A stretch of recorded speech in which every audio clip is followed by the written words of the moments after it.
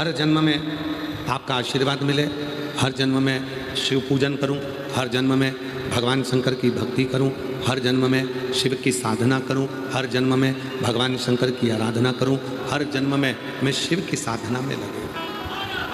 हर जन्म, जितने जन्म मुझे मिले, जितने जन्म। और कोई पिछले जन्म के अच्छे कर्म मुझे बाबा तेरा साथ मिला। कोई पिछले जन्म के अच्छे कर्म मुझे बाबा तेरा साथ मिला। जहाँ सारी दुनिया झुकती है, जहाँ सारी दुनिया झुकती है, मुझे वो आली दरबार मिला, दरबार मिला। कोई पिछले जन्म के अच्छे कर्म मुझे बाबा तेरा साथ मिला। कोई पिछले जन्म के अच्छे कर्म मुझे बाबा तेरा साथ मिला। बड़े प्रसन्न होना, मानव का देह मिल गया। बड़े प्रसन्न होना, अच्छे घर में जन्म हो गया।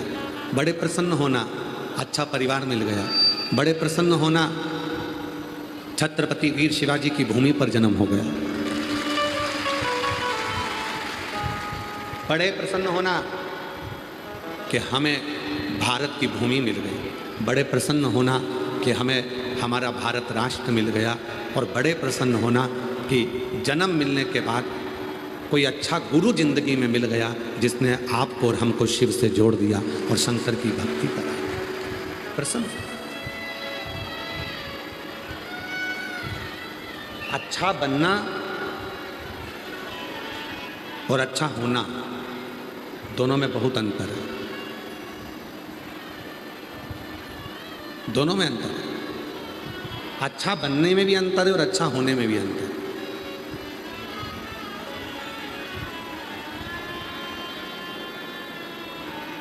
जमीन और आसमान का अंतर होता है अच्छा बनना और अच्छा होना। हो सकता है हमारी बात का आप लोगों को थोड़ा सा बुरा लग जाए, पर सही कहे ना, दुनिया की निगाह में अच्छा बनने के लिए लोग ना जाने कितना कितना लोगों की जिंदगी खराब कर देते हैं। अच्छा बनना, दूसरे का बुरा कर दिया, खुद को अच्छा बनाकर सामने रख दिया। दूसरे के लिए बुराई कर दी, खुद ने अपना अच्छा बनकर सामने आ गया। दूसरे के लिए गलत बोल दिया, खुद सामने अच्छे बनकर आ गए। अच्छा बनना और अच्छा होना, इन दोनों में बहुत अंतर, बहुत अंतर। आज पूरी दुनिया अच्छे बनने का नाटक कर रही है। हम अच्छे हैं, बाकी के सब बुरे हैं। मैं अच्छी हूँ, मेरी देवरानी बुरी है। मैं अच्छी हूँ, मेरी जेठानी बुरी है। मैं अच्छी हूँ, मेरी सास बुरी है। मैं अच्छी हूँ, मेरी बहू बुरी है। मैं अच्छा हूँ, मेरा बेटा बुरा है। मैं अच्छा हूँ, मेरा पिता बुरा है। मैं अच्छा हूँ, मेरा रिश्तेदार बुरे हैं। रिश्तेदार कहते हैं मेरे रिश्तेदार बुरे। हम अपने आप को अच्छा दिखाना चाहते हैं, अच्छा बनने का नाटक करना चाहते हैं, और उसके लिए हम ना जाने कितने कितने लोगों का दिल दुखा देते हैं। कितने लोग, फिर भी हम जिंदगी में अच्छे नहीं बन पाते। एक है अच्छा बनना और दूसरा है अच्छा होना। अच्छे बनने के लिए तुम्हें करोड़ों रुपए खर्च करना पड़ते हैं। अच्छा बनने के लिए तुम्हें बहुत दिखावा करना पड़ता है। अच्छा बनने के लिए तुम्हें ना जाने कितने कितनों के दिल दुखाना पड़ते हैं। अच्छा बनने के लिए ना जाने कितनों की टांग खींचकर तुम्हें नीचे पटकना पड़ता है, तब तुम दुनिया के सामने अच्छे बन पाते हो। पर अच्छा होना, इसमें कुछ खर्च नहीं होता। अपने आप को आपने सुधार लिया तो सब आपको अच्छे नजर आना प्रारंभ हो जाते हैं। सब आपको श्रेष्ठ दिखने लगते हैं, सब अच्छे नजर आने लगते हैं। अच्छे बनना कठिन है, पर अच्छे होना सरल। अच्छे होना सरल। आज व्यक्ति कर क्या रहा है? अच्छे बनने का नाटक कर रहा है।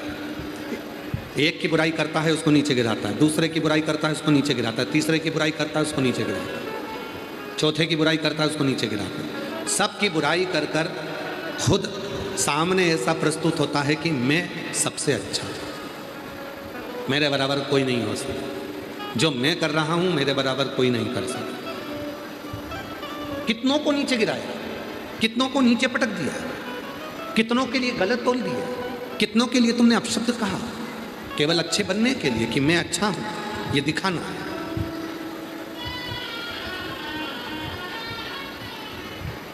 मेरी दूधनाल की जीजियों, मेरे जीजाओं, मेरी बेटियों, मेरे बेटाओं, मेरे बुजुर्ग माँ बाप, याद रखना, जिंदगी में अच्छे बनने के नाटक मत करना, किसी को नीचे गिराने की चेष्टा मत करना। आप स्वयं अच्छे बनने का नाटक मत करो, अच्छे हो जाओ।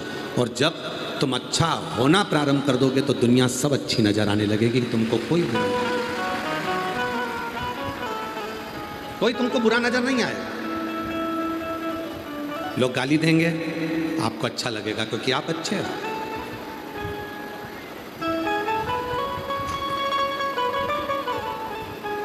एक मार्ग से गौतम बुद्ध निकल कर जा रहे थे,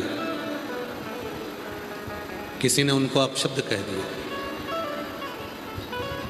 गौतम बुद्ध आगे निकल गए, गांव के लोगों ने कहा उसने तुमको गाली दी, उसने तुमको अपशब्द कहा और तुमने जवाब नहीं दिया। गौतम बुद्ध बोले, मैंने पत्थर उठाकर तुमको मारा,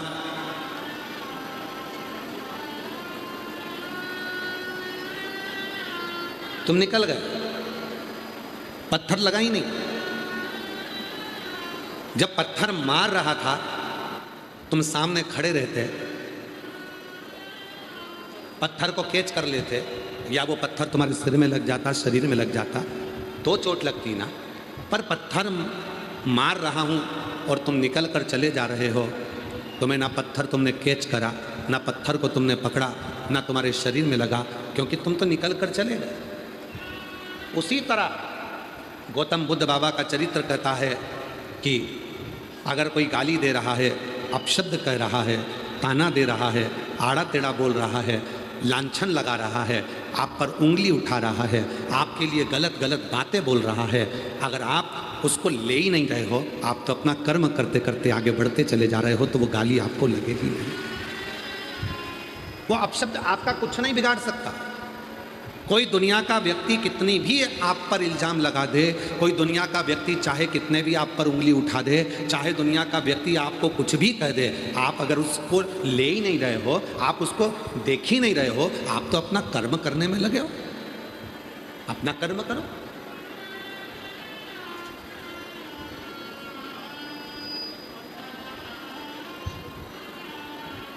महाराज, एक कुएं के अंदर मेंढक रहते थे, बहुत सारे मेंढक कुएं में। मेंढक क्या करते थे, कुएं से निकलने का प्रयास करते थे। दीवार पे चढ़ते, फिर नीचे गिर जाते, फिर चढ़ते, फिर नीचे गिरते।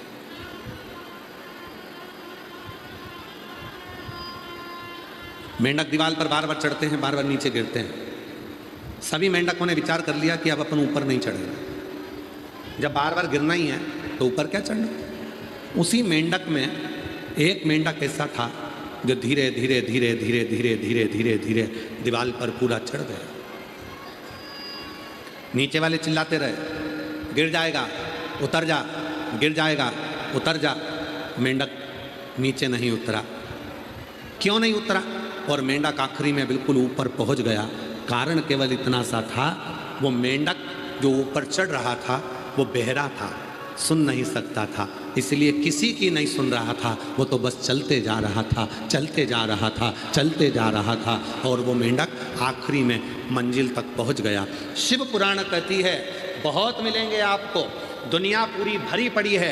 कोई आप पर चोरी का इल्ज़ाम लगाएगा, कोई आप पर आक्षेप लगाएगा, कोई आपको गाली देगा, कोई आपको अपशब्द कहेगा, कोई आपको ताने देगा, कोई ना जाने कैसी कैसी बात करेगा, ना जाने किस तरह से तुम्हें बदनाम करने का प्रयास करेंगे, ना जाने किस तरह से तुम पर इल्ज़ाम लगाया जाएगा, ना जाने किस तरह से तुमको आक्षेप लगाया जाएगा, पर तुमको उनके चक्कर में नहीं पड़ना। उनको शोर मचाने दो और तुम अपने पथ पर चलते जाओ। एक दिन तुम मंजिल पर पहुंच जाओगे और वो शोर मचाते रहेंगे। उनका काम है शोर मचाना, उनका काम है अपशब्द कहने का, उनका काम है ताना देने का, उनका काम है गलतियों को केवल सामने प्रस्तुत करने का, उनका काम है उंगली उठाने का, उनका काम है केवल आड़े टेढ़े वचनों को बोलने का। पर आप उन वचनों पर ध्यान मत दो।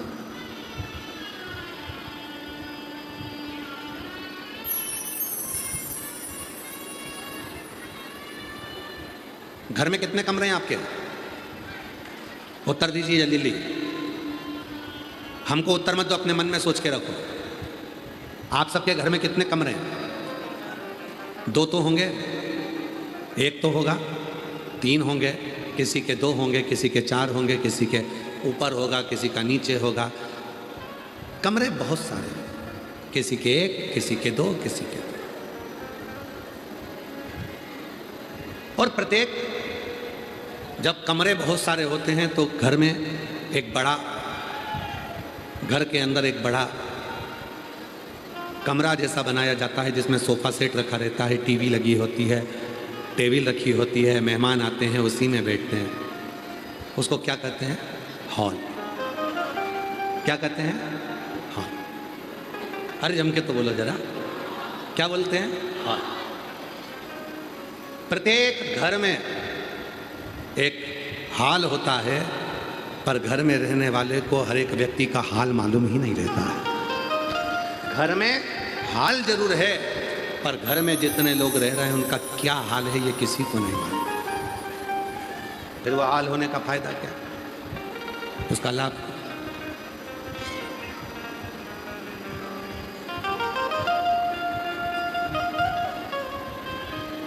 मालूम है आपको? रसोई घर एक होता था, पूरा घर उसी में जाता, भोजन बनाता, भोजन करता। हमको याद है लगभग 20 से 22 वर्ष पहले की एक कथा। भादली महाराज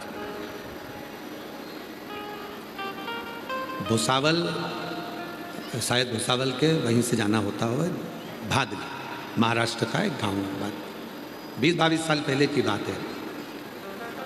कार्तिक महीने में 20-22 साल पहले हमने वहां कथा करी थी।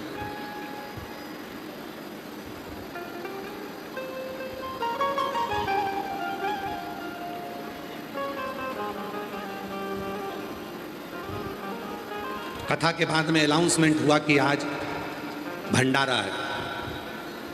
हमने कहा चलो जरा भंडारे का दर्शन करिए। आए जाकर दर्शन करा तो वहाँ केवल सब्जी बन रही थी, केवल भाजी सब्जी, बैंगन आलू टमाटर की सब्जी बनी थी, केवल सब्जी और कुछ नहीं। हमने जाकर पूछा भैया तुमने अनाउंस करा है भंडारा है, फिर केवल सब्जी अकेली बनी, रोटी? तो उन्होंने कहा गुरुजी चलो हम आपको दिखाते हैं रोटी कहाँ बन रही है। नारखेड़े जी, दत्तात्रेय सोपान नारखेड़े जी, उन्होंने उस कथा को कराया था। औरंगाबाद, छत्रपति संभाजी नगर वाले, उस समय पर औरंगाबाद नाम था, अब छत्रपति संभाजी नगर। उन्होंने उस कथा को कराया था।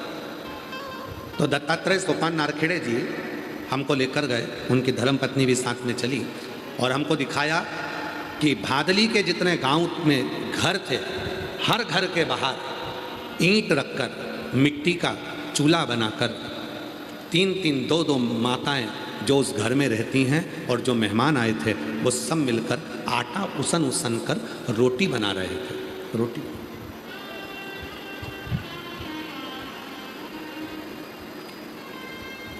हमने पूछा ये सब क्या कर रहे हैं? सबके दरवाजे के बाहर रोटी बन रही है। सबको 3-3 किलो आटा दे दिया गया कि रोटी बनाकर लाना है, भंडारा है। सब 3-3 किलो आटा लेकर चले गए, रोटी बना रहे हैं। तो हमने कहा नारखेड़ी जी अगर रोटी इनको ही बनाना है तो फिर भंडारे में आकर क्यों खाना है? तो नारखेड़े जी ने कहा कि गुरुजी घर में तो रोज रोटी खाते हैं, पर कभी अपने हाथ की रोटी बनाकर जब दूसरे को खिलाते हैं तो उसका जो लाभ मिलता है वो जीवन का सुख दे जाता है। वो जीवन का सुख दे।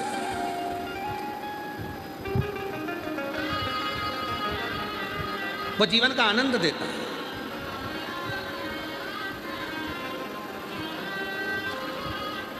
यहां क्या करते हैं लोग, हमने देखा दूधनाल गांव के इस कथा के पंडाल में जब भोजन भंडारा चल रहा था, भंडारे में लोग अपने हाथ से सेवा कर रहे थे। अपने हाथ से कुछ बन जाएगा, कुछ कर देंगे तो ना जाने इतने लोगों के मुख में जाएगा तो हमारा कल्याण हो जाएगा, हमारा कल्याण। एलईडियां चालू करवाइए, एलईडियां। हमारे जीवन में कुछ ना कुछ अच्छा होगा, हमारे जीवन में कुछ श्रेष्ठ अच्छा। बस यही शिव कथा कहती है। परिवार में 25 लोग रह रहे हैं, 15 लोग रह रहे हैं, 10 लोग रह रहे हैं महाराज, पर उस परिवार में एक दूसरे का पूछने वाला कोई नहीं है। माँ कमरे में सिर बांध कर पड़ी है, उसका सिर दुख रहा, पिता खांस रहा,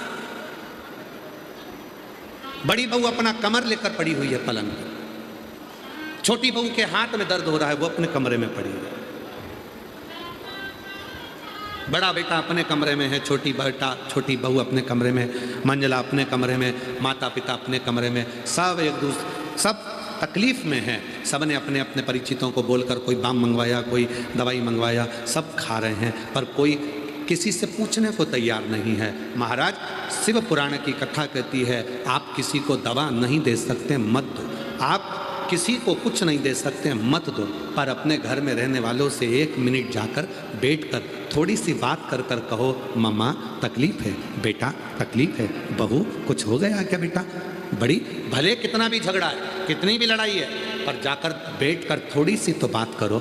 जब बात करोगे तो जरूर उसका आधा बुखार, उसका आधा दर्द, उसकी तकलीफ आदि अपने आप समाप्त हो जाएगी। जब तुम प्रेम से बोलना प्रारंभ, जब तुम प्रेम से बोलना प्रारंभ।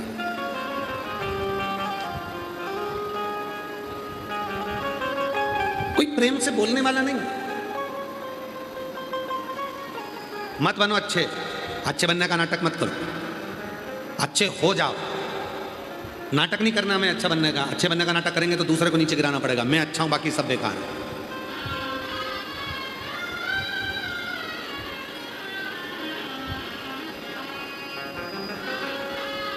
पूरी सोशल मीडिया को उठाकर देखना,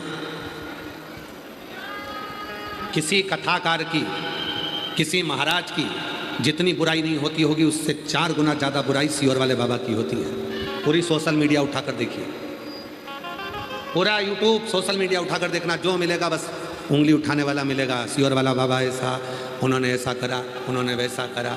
फिर भी इस व्यासपीठ ने कभी किसी के लिए कुछ नहीं कहा। क्यों? क्योंकि आप अच्छे तो जगत अच्छा है। परमात्मा ने उनको जैसा जन्म दिया है वो वैसा ही। आप अच्छा कर्म करते चलो। पत्थर मारने वाला पत्थर मारेगा, तुम रुकना मत ही चलते जाना। गाली देने वाला गाली देगा, आप चलते जाना। अपशब्द कहने वाला अपशब्द कहेगा, चलते जाना। गुस्सा कितनी देर का आता है? आप में से कोई ऐसा व्यक्ति बता दो जिसके चेहरे पर 24 घंटे गुस्सा रहता हो। कोई व्यक्ति ऐसा पैदा नहीं हुआ संसार में कि उसके मुख पर 24 घंटे गुस्सा रहे। गुस्सा आएगा, ठंडा होगा। दूध में उफान आएगा, ठंडा होगा। फिर उफान आएगा, फिर ठंडा होगा। फिर उफान आएगा, फिर ठंडा होगा। क्रोध, एक जैसा क्रोध किसी के शरीर पर नहीं रहता महाराज, बाद में वो ठंडा होता है। गुस्सा कितनी देर का आता है? 5 मिनट का, 10 मिनट का। 10 मिनट के गुस्से में तुम अंदर गए, तलवार लाए, सिर काट दिया। अंदर गए, डंडा लाए, सिर में मार दिया। अंदर गए, 10 मिनट के गुस्से में आकर तुमने किसी को कुछ चक्कू मार दिया, तलवार मार दिया। अब वो 10 मिनट लगे चक्कू मारने में, और वो व्यक्ति चला और गया, और उसके बाद में 10 साल तक माथे में, दिमाग में वो केस लड़ता रहा। क्रोध 10 मिनट का आया था। 10 मिनट में तुमने 1 महीने तक अपने घर में तुम सास से अच्छी बात करते हो, घर में बहुत सेवा करते हो। जितनी मेरी जीजियाँ बैठी हैं, जितनी मेरी बेटियाँ बैठी हैं, और जितनी मेरी बुजुर्ग माताएं बैठी हैं घर में, 1 महीना तुम बहुत अच्छे रहते हो। 1 महीने के अंदर फिर ना जाने ऐसा क्या हो जाता है कि तुम काम तो करती हो, हाथ पैर भी हिलाती हो, तो भोजन भी बनाती हो, कपड़े भी धोती हो, तुम सब काम करती हो, पर 1 महीने में ना जाने तुम्हारी जीवान को ना जाने क्या हो जाता है कि सब करे धरे पर 1 मिनट में पानी फिर जाता है। किसी से पूछो तुम्हारी बहू कैसी है, तो क्या गुरुजी बहुत बढ़िया है। तुम्हारी सास कैसी है? गुरुजी मेरी सास जैसी दुनिया में सास नहीं होगी। फिर दिक्कत क्या है? सास तो अच्छी है पर उसकी जीवान खराब है। बस बहू अच्छी है पर जीवान गड़बड़ है। जिसने भी बोला वो काम करती है, बच्चों को संभालती है, रोटी बनाती है, टिफिन बनाती है, हमको डॉक्टर के ले जाती है, हॉस्पिटल ले जाती है, गाड़ी चला लेती है, मेरी बहू पढ़ी लिखी है, मेरी बहू काम कर लेती है, सब करती है बहू, पेंटिंग करे, रंगोली डाले, सिलाई करे, कढ़ाई करे, सब करे, पर बस एक ही काम बुरा है, सब काम अच्छा है, बस उसकी जीवान बुरी है। 1 महीने 2 महीने में ऐसा बोल जाती है कि 2 महीने का करा धरा पे पानी फिर जाता है। जब जीवान इतनी तकलीफ दे रही है तो एक काम करो ना, इस जीवान को थोड़ा सा कंट्रोल करना प्रारंभ करो। सबको अगर कुछ चिड़चिड़ाहट आ भी जाए, गुस्सा आ भी जाए, कितना भी क्रोध आ भी जाए, तो भी अपने कमरे में चले जाओ, चुप होकर भगवान का भजन कर कर सीहोर वाले बाबा को गाली देना प्रारंभ कर दो, अपशब्द कहना प्रारंभ कर दो, ताने देना प्रारंभ कर दो। किसी को मत दो, तुम तो सीहोर वाले बाबा को दो। तुम्हें गुस्सा आए, सीहोर वाले बाबा को अपशब्द को, तुम्हें ताना देना सीहोर वाले बाबा को दो, तुम्हें गाली देना सीहोर वाले बाबा को दो। तुम किसी को मत दो, तुम तो हमको दो ना। पर तुम हमको गाली दे दो, हमको अपशब्द कह दो, हमारी तो आदत हो गई है सुनने की, तो तुम हमको अपशब्द बोलो, पर अपने घर में तुम प्रेम से रह लो, अपनी वाणी की शुद्धता के साथ रह लो, अपनी जिह्वा की शुद्धता के साथ। आप हमको दे दो, हम ले लेंगे, कोई बात नहीं, इतना लेते हैं और तुम्हारा भी ले लेंगे। बोलो, अपशब्द बोलना, ताने देना तुम। पर मेरी जीजियों से निवेदन है, गुस्सा आए सीहोर वाले बाबा को गाली देना, पर अपनी सास को नहीं। सासों से निवेदन है, तुम्हें गुस्सा आए तुम सीहोर वाले बाबा को अपशब्द कहना, पर अपनी बहू को नहीं। तुम आपस में प्रेम से रहना। सीहोर वाला बाबा बस यही चाहता है, सबके अंदर प्रेम हो, सबके अंदर करुणा हो, सबके अंदर वात्सल्यता हो। तुम हमारी बहन हो। शायद दुनिया में एक ही कथाकार होगा जो रिश्ते के साथ कथा करता है, और वो सीहोर वाला बाबा। आप हमारी जीजी, आप हमारे जीजा, आप हमारी बेटी, बेटा, हमारे बुजुर्ग माँ बाप, ये संबंध है आपका और हमारा। और कोई भाई अपनी बहन को दुखी नहीं देख सकता, कोई भाई अपने माता को, अपनी बेटी को दुखी नहीं देख सकता। इसलिए खुश रहो, प्रसन्न हो।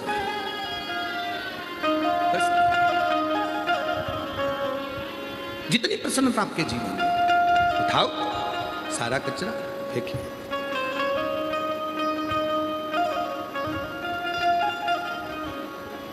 धाराशिव जिले के रहने वाले हो, उमरगा तहसील गांव का तो नहीं मालूम हमको, दूधनाल का, कि यहाँ कचरे की गाड़ी आती कि नहीं आती हमको नहीं मालूम, पर उमरगा में तो आती हो। बोलो बोलो, आती कि नहीं आती? उमरगा तहसील में रोज सवेरे कचरे की गाड़ी आती है, आवाज़ लगाती है,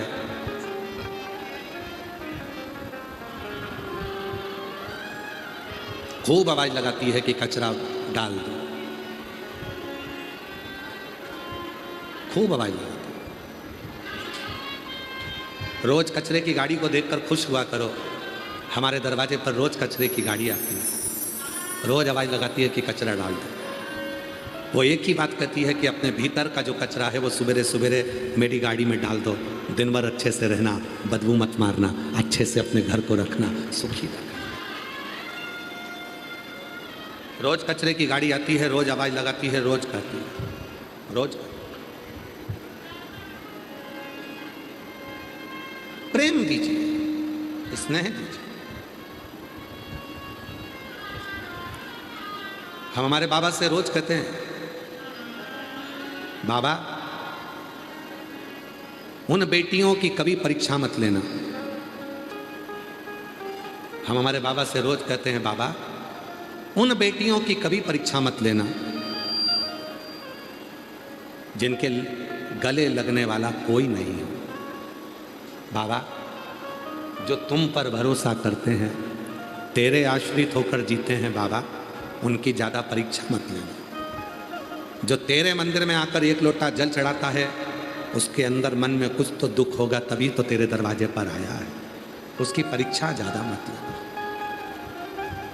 उसकी परीक्षा ज़्यादा मत लेना।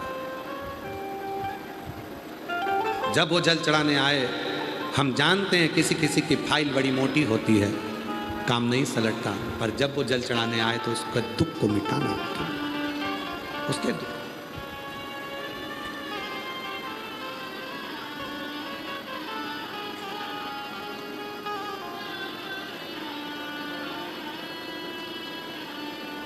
है कष्ट दुनिया में,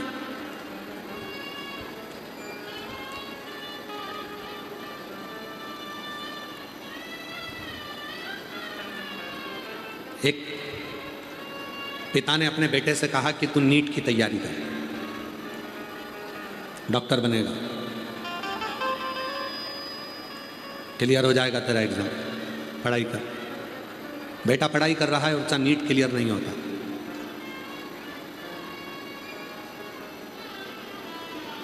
एक दिन बेटे ने अपने पिताजी से कह दिया कि तुम भी तो कुछ करो। पति 50 साल की उम्र हो गई थी और अपनी पत्नी से बोला, तो सियोर वाले बाबा को इतना सुनती रहती है, जब देखो जब सियोर वाले बाबा की कथा आस्था चैनल पर चला के बैठ जाती है, कभी मोबाइल पर सुनती रहती है, तेरा पेट नहीं भरता सियोर वाले बाबा की कथा सुनते सुनते? पत्नी ने कहा नहीं, मुझे सीरियल देखना पसंद नहीं है, नाटक देखना पसंद नहीं है, मुझे फिल्म देखना पसंद नहीं है, मुझे तो केवल एक ही चीज़ पसंद है कि सियोर वाले बाबा की कथा, और वो मैं सुनूं। अगर तेरा विश्वास इतना है सियोर वाले बाबा पर, तो क्या मेरी सरकारी नौकरी लग सकती है? पत्नी हंसकर बोली, 50 साल के हो गए और तुम सरकारी नौकरी की बात कर रहे? बेटा बात करे कि हाँ नीट क्लियर करना है तो बाबा कराए, परंतु तुम्हारी तो 50-55 की उम्र हो रही है और तुम सरकारी नौकरी की बात कर। घूम फिर कर बेटा आया और बेटे ने कहा, मम्मी तू जब कहती है कि सियोर वाला बाबा सब कुछ कर सकता है, तो पापा की 50-55 में सरकारी नौकरी लगा के बता। महाराज पत्र भेजा उस बहन ने, मेरा नाम सोवर्षा देवानंद बोचरे, मैं उजेड़ तहसील शिरूर अनंतपाल जिला लातूर की निवासी हूँ। गुरुदेव, बाप और बेटे दोनों ने मेरे से कहा, सियोर वाला बाबा बाबा करती है, क्या सियोर वाला बाबा पापा की नौकरी लगा सकता, मेरा नीट क्लियर कर सकता? मैं इतने साल से एग्जाम दे रहा हूँ, पापा 50-55 के हो गए और सरकारी नौकरी। गुरुदेव, आज मैं बाबा को धन्यवाद देने के लिए यहाँ पहुँची हूँ। चाकरवाड़ी की कथा में मैं गई थी केवल बाबा को बोलने के लिए कि मेरे बेटे और मेरे पति मुझ पर उंगली उठाकर कहते हैं कि सियोर वाला बाबा सब कुछ कर सकता है, तो मेरा नीट और मेरे पापा की नौकरी 50 से 55 की उम्र है, सरकारी नौकरी लगा दो। चाकरवाड़ी की कथा सुनी, वहाँ की मिट्टी को नमन करा और आज बाबा को धन्यवाद देने के लिए आई हूँ कि मेरे पति की 50 वर्ष की उम्र में सरकारी नौकरी लग गई है और मेरे बेटे ने नीट क्लियर कर लिया है। मैं बाबा को प्रणाम करने के लिए, कहीं बैठे हों तो आ सकते हैं। मेरा नाम सुवर्षा देवानंद बोचरे, मैं उजेड़ तहसील शिरूर अनंतपाल जिला लातूर की निवासी हूँ। गुरुदेव, आज मेरा बेटा BA-MS शिव की कृपा से कर रहा है और मेरा दूसरा बेटा B फार्मेसी कर रहा है और मेरा तीसरा बेटा इंजीनियरिंग हो गया।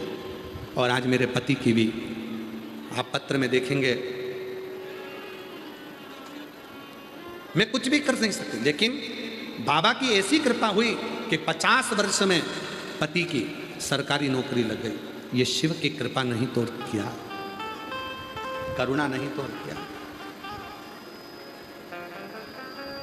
दया नहीं तो क्या। हम हमेशा अपनी कथा में कहते हैं मेरे भोले बाबा से, बाबा हे मेरे भोले, हे मेरे शंभू, हे मेरे बाबा, उन बेटियों की उन बेटों की परीक्षा कभी मत लेना जिनके गले लगने वाला कोई नहीं है, जो केवल तुझ पर भरोसा करते हैं, तुझ पर। आप में से मेरी कई बहनें ऐसी बैठी हैं जो घर पर कई लोगों ने मना करा होगा कि भीड़ बहुत होती है, मत जा। आप लोगों में से कई बेटियां ऐसी बैठी हैं, कई बहनें ऐसी बैठी हैं, कई मेरी जीजियां ऐसी बैठी, कई जीजा ऐसे बैठे हैं कि उनको मना करा घर के लोगों ने, मत जा, इतना भीड़ है, 3 किलोमीटर पैदल चलना पड़ेगा, रोड पर गाड़ी खड़ी कर दी जाएगी, पार्किंग में खड़ी कर दी जाएगी, पैदल पैदल इतना धूप है, गर्मी है, कहाँ जाएगी, कहाँ बैठेगी।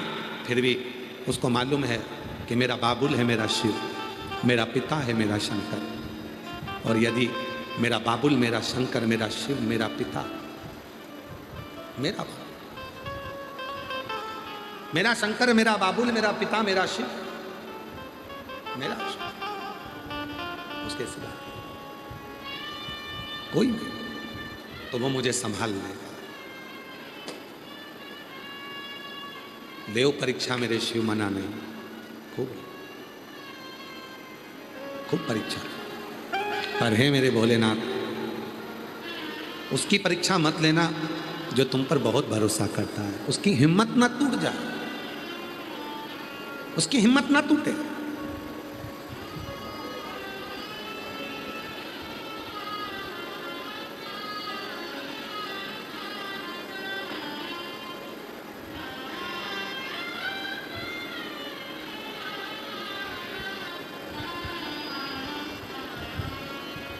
जो में होती पवन बसंती, झोंका बन कर आती, जो में होती पवन बसंती, झोंका बन कर आती।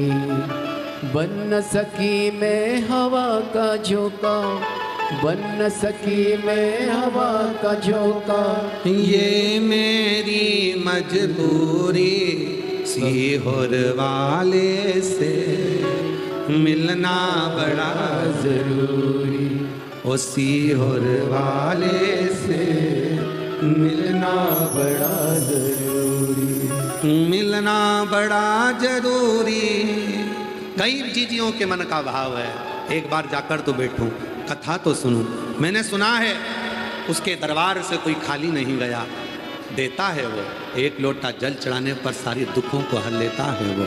एक बार जाऊं।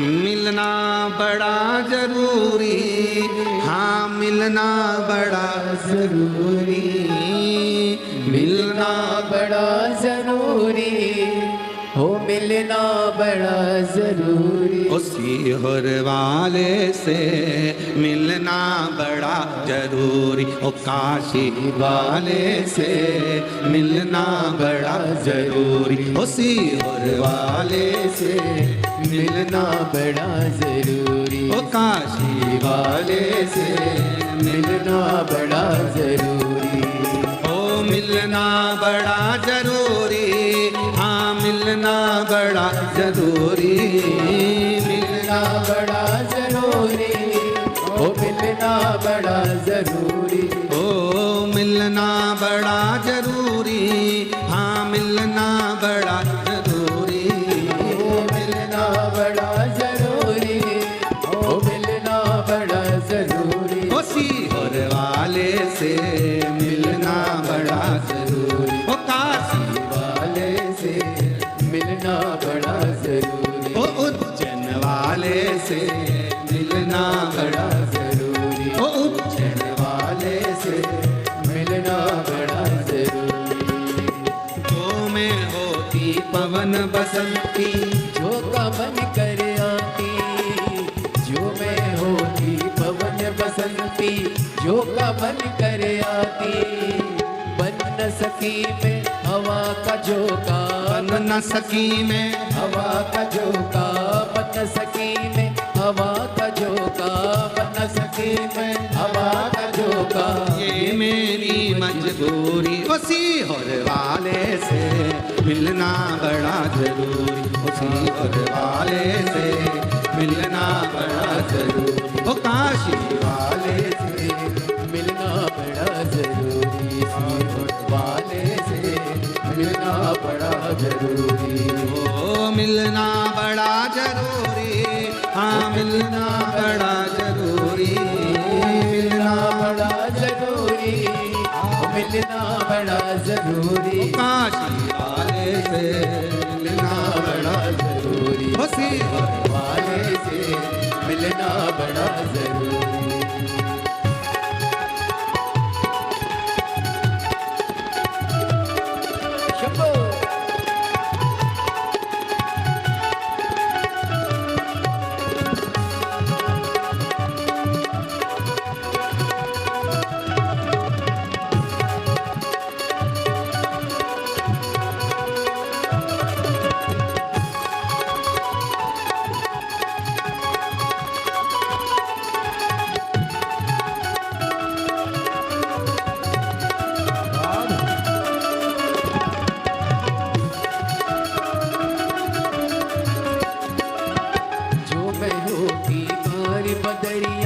शंभो छम नीर बहाती, जो मैं होती कारी बदरिया छम छम नीर बहाती, जो मैं होती कारी बदरिया छम छम नीर बहाती, जो मैं होती कारी बदरिया छम छम नीर बहाती। गरज गरज के बरस बरस के तुमको नित नहलाती, गरज गरज के बरस बरस के तुमको नित नहलाती। बन सकी मैं कारी बदरिया, बन सकी मैं कारी बदरिया, बन सकी मैं कारी बदरिया, बन सकी मैं कारी बदरिया। ये मेरी मजबूरी काशी वाले से मिलना बड़ा जरूरी, काशी वाले से मिलना बड़ा जरूरी, उसी होर वाले से मिलना बड़ा जरूरी, सीहोर वाले से मिलना बड़ा जरूरी, ओ मिलना बड़ा जरूरी, मिलना बड़ा जरूरी, ओ मिलना बड़ा जरूरी, ओ मिलना बड़ा जरूरी, सीहोर वाले से मिलना बड़ा जरूरी, सीहोर वाले से मिलना बड़ा जरूरी।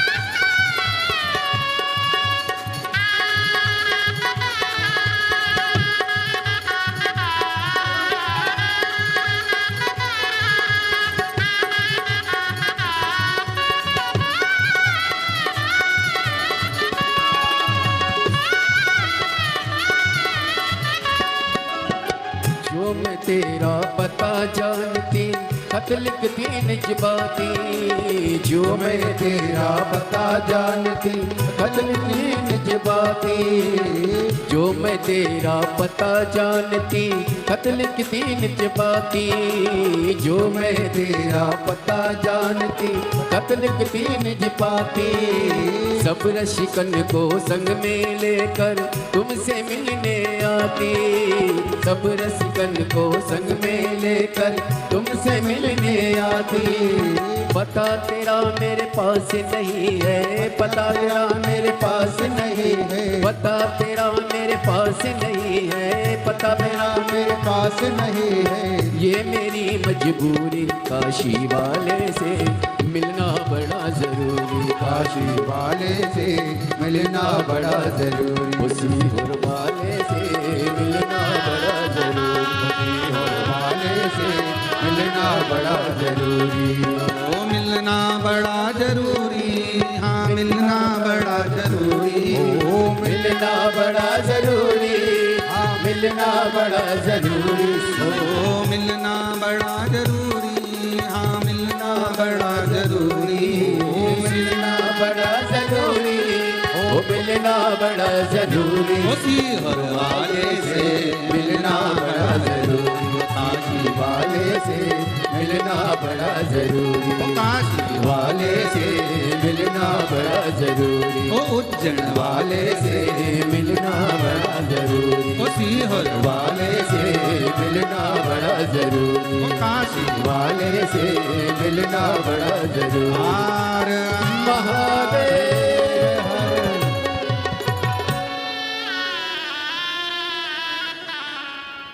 जो मैं हो होती पवन बसंती झोंका बन कर आती, जो मैं होती पवन बसंती, झोंका बन कर आती, जो मैं होती बेला चमेली, चरणों में बिछ जाती, जो मैं होती बेला चमेली, चरणों में बिछ जाती, बन न सकी मैं हवा का झोंका, बन न सकी मैं हवा का झोंका, ये मेरी मजबूरी, काशी वाले से मिलना बड़ा जरूरी, सीहोर वाले से मिलना बड़ा जरूरी। अपने स्थान पर बैठकर बाबा देवादिदेव महादेव को अपने मन का भाव कहिए, प्रार्थना करिए, विनय करो, निवेदन करो, बाबा को अपने मन का भाव कहिए। ये कथा आज विराम हो जाएगी। 2 जून को, फिर 9 जून से 15 जून बलखंडी नाथ फुलवरिया बलिया उत्तर प्रदेश में 1 बजे से 4 बजे तक कथा रहेगी। फिर 18 से 24 जून भटिंडा पंजाब में 2 बजे से 5 बजे तक शिव महापुराण की कथा रहेगी। ऐसे ही कथाओं के क्रम 24 जुलाई से 29 जुलाई तक गुरु पूर्णिमा महोत्सव सीहोर कुबरेश्वर धाम पर रहेगा। 5 दिवसीय उसमें कथा रहेंगी और फिर गुरु पूर्णिमा महोत्सव 29 तारीख का रहेगा। बाबा को अपने मन का भाव कहिए, हृदय से प्रार्थना करिए, निवेदन करिए, विनय करिए। जहाँ जगह मिले वहाँ बैठकर बोलिए। आज कथा का विराम दिवस है। कहते हैं मेहमान जाते जाते अपने घर के बच्चों को कुछ देकर जाते हैं, उसी तरह भोलेनाथ जी की ये कथा विराम होती है। 7वें दिन ये कुबरेश्वर बाबा जो पोथी के रूप में सीहोर से आते हैं, 7 दिन जहाँ रहते हैं वहाँ खूब भंडार भरते हैं।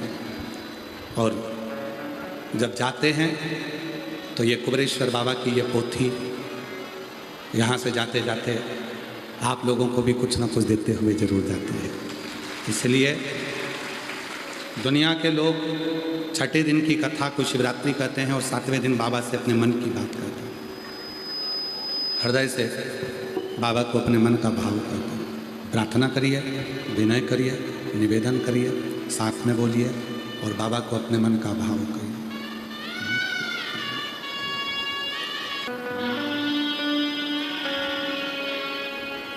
श्री शिवाय नमस्तुभ्यं, श्री शिवाय नमस्तुभ्यं, श्री शिवाय नमस्तुभ्यं, श्री शिवाय नमस्तुभ्यं, श्री शिवाय नमस्तुभ्यं। भोला सब दुख काटो भार, ओ भोला सब दुख काटो भार। शिव शंकर जपो तेरी माला, भोले बाबा जपो तेरी माला, भोला सब दुख काटो भार, ओ भोला सब दुख काटो भार। वेश मंगलकारी, वेश मंगलकारी,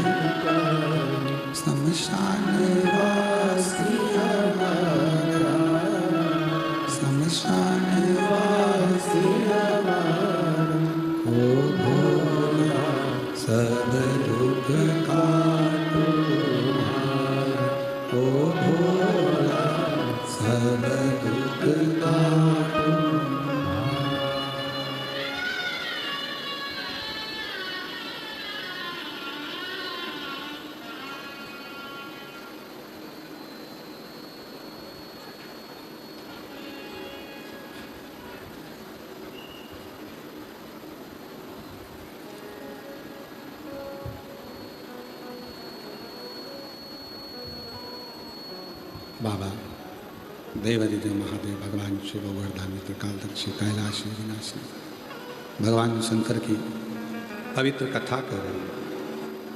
शिव महापुराण की कथा वर्णन कर रही है, शिव तत्व कह रहा। कुछ देर का क्रोध आता है, कई सालों की सजा करा जाता है। और जिह्वा पर कुछ देर श्री शिवाय नमस्तुभ्यम आता है, भगवान शंकर का नाम आता है, शिव नाम आता है। जिह्वा पर भगवान शंकर का नाम आता है, शिव नाम आता है और जीव का कल्याण करा जाता है। भगवान शंकर की जो शरणागति है, भगवान शिव की जो भक्ति है, नाम स्मरण, नाम उच्चारण, भगवान शिव की जो अविरल भक्ति है, वो किसी ना किसी रूप में सुख प्रदान करती है, आनंद देती है। महाराज शिव कथा कहती है, भगवान शंकर का चरित्र कथा शिव पुराण कहती है। एक बार भगवान देवादिदेव महादेव बैठे हुए थे और माँ जगत जननी जगदम्बा अम्बा पार्वती जी ने भगवान शिव के नेत्रों को हाथों से बंद कर दिया। कितना अंतर आता है नयन के अश्रु का। शिव जी के नयन से एक अश्रु गिरे तो उससे रुद्राक्ष उत्पन्न हुआ।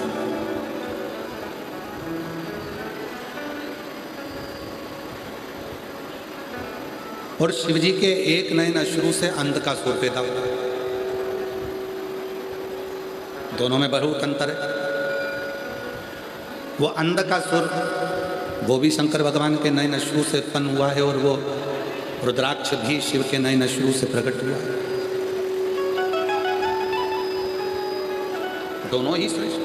अब उसमें जो रुद्राक्ष है, एक मुखी से लेकर 21 मुखी तक रुद्राक्ष होते हैं। शिव महापुराण की कथा में एक मुखी से लेकर 14 मुखी रुद्राक्षों का वर्णन है और स्कंद पुराण में एक मुखी से लेकर 21 मुखी तक रुद्राक्ष का वर्णन।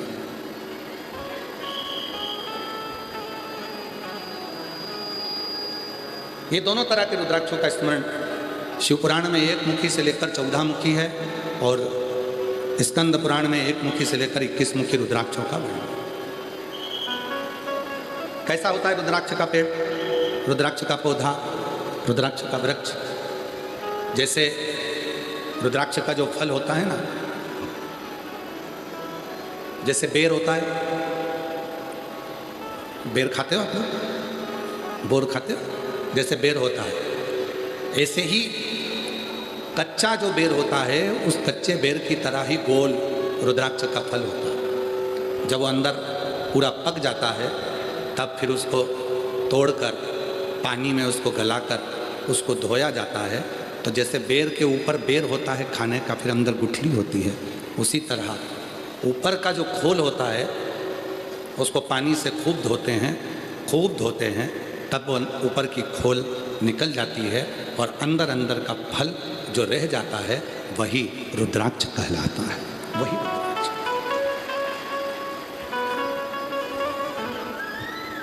भारत की भूमि पर सीहोर कुबरेश्वर धाम का जो रुद्राक्ष होता है, हमारे यहाँ सीहोर में रुद्राक्ष जो डायरेक्ट कहीं से ऐसा बाजार से नहीं आता है। सीहोर का जो रुद्राक्ष होता है वो गंडकी रुद्राक्ष होता है। पेड़ों पे लगे हुए रुद्राक्ष पक्षियों के कारण या हवा के चलने से जो गिर जाते हैं और पानी में बहकर गंडकी में चले जाते हैं। गंडकी नदी एक ऐसी नदी जिसकी पत्थर को भी शालिग्राम बना देती है। वो रुद्राक्ष ऐसे कैसे ही बोरों में भरा कर आते हैं, फिर सीहोर में उनको बाबा धाम पर रोज प्रतिदिन जब रुद्राक्ष महोत्सव आता है तब उसको पूरा धोया जाता है। फिर उन रुद्राक्षों को बाबा का जो बड़ा शिवलिंग है, आप लोग एलईडी पर दर्शन कर रहे होंगे शिव जी के बड़े शिवलिंग का, जो कुबेरेश्वर धाम का जो बड़ा शिवलिंग है, जो कंक्रीट का सीमेंट का बना हुआ, उसी के नीचे कुबेरेश्वर बाबा का छतरी है, उसी के नीचे कुबेरेश्वर बाबा का शिवलिंग है। उसी शिवलिंग पर पूरा की पूरा रुद्राक्ष समर्पित किया जाता है। बाहर रुद्राक्ष का एक अलग शिवलिंग बना दिया जाता है जिसका सब भक्त दर्शन करते हैं,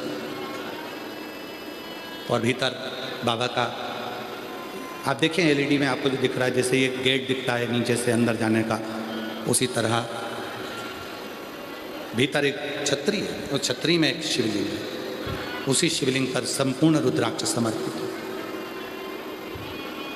सीहोर का जो रुद्राक्ष है वो बाजार में कभी नहीं बिकता। आप कितनी भी मार्केट में से रुद्राक्ष ले लो, सीहोर का रुद्राक्ष नहीं मिलेगा कुबेरेश्वर धाम का। ना ही कोरियर करा जाता है, ना ही बेचा जाता है, ना ही भेजा जाता है।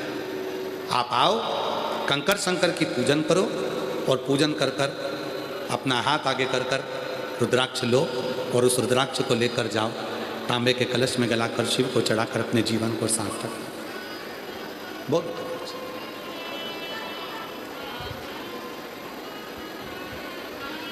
संपूर्ण सुख देने वाला। तो एक मुखी से लेकर 14 मुखी तक रुद्राक्ष होते हैं। भगवान शंकर के नयन शुरू से रुद्राक्ष का पौधा उत्पन्न हुआ, पर एक बार माता पार्वती जी ने भगवान शंकर के नयन बंद कर लिए, और नेत्र बंद करने पर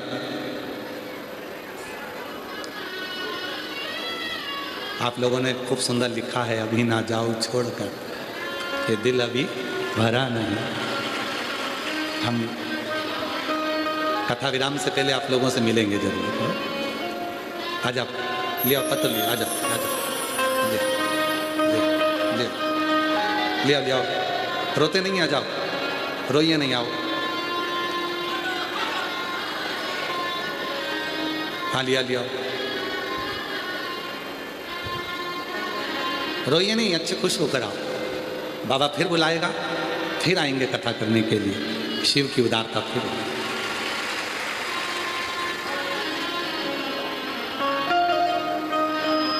शंभु शंभु, आओ, रोते नहीं है, अच्छा कुछ कुछ विदा करो भाव से, आनंद से, फिर बाबा बुलाए।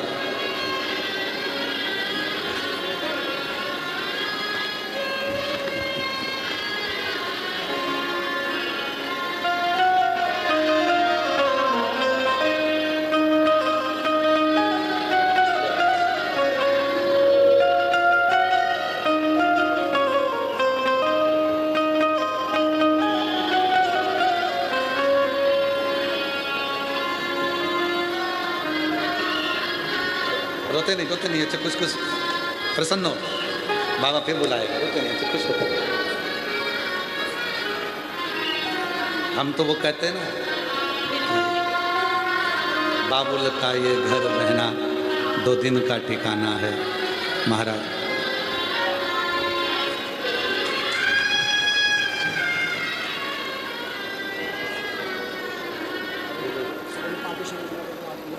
शाम महाराज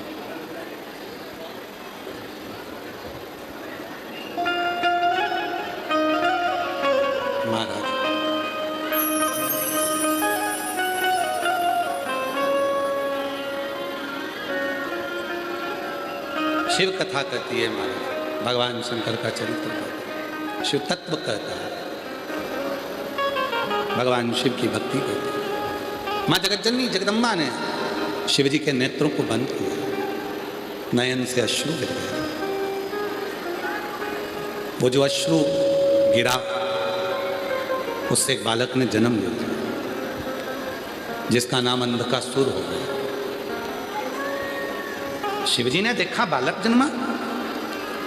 शंकर भगवान ने कहा, पार्वती तुमने इस बालक को अपनी गोदी में उठा रखा है, क्यों? पार्वती जी कहती हैं, ये मेरा पुत्र है, ये मेरा बेटा है। शिवजी कहते हैं, तुमने इसको पुत्र मान लिया? हाँ, पर इसको उठाओ, समुद्र में फेंक दो,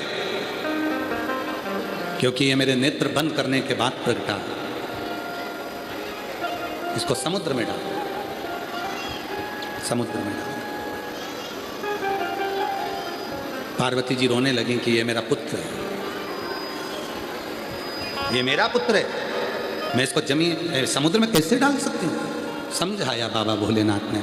समुद्र में जैसे ही डाला, हिरण्याक्ष ने उस पुत्र को पालना पोसना प्रारंभ कर दिया। हिरण्याक्ष के प्राण चले गए वराह भगवान के द्वारा, और वो अंध का सुर उपद्री हो गया। ब्रह्मा जी का तप किया, वर मांगा, हमको वर दीजिए। क्या वर चाहिए? हमें वर दो, हमारे प्राण ना छूटे। ब्रह्मा जी ने कहा, संसार में जन्म लेने वाला व्यक्ति यही सोचता है कि मैं मरूं ना, पर मरना तो निश्चित, प्राण तो जाएंगे। आए हो तो जाना। गुलाब जामुन खाओगे तो भी जाओगे, बादाम खाओगे तो भी जाओगे, ब्यूटी पार्लर जाओगे तो भी जाओगे, नी जाओगे तो भी जाओगे, जाना तो सब।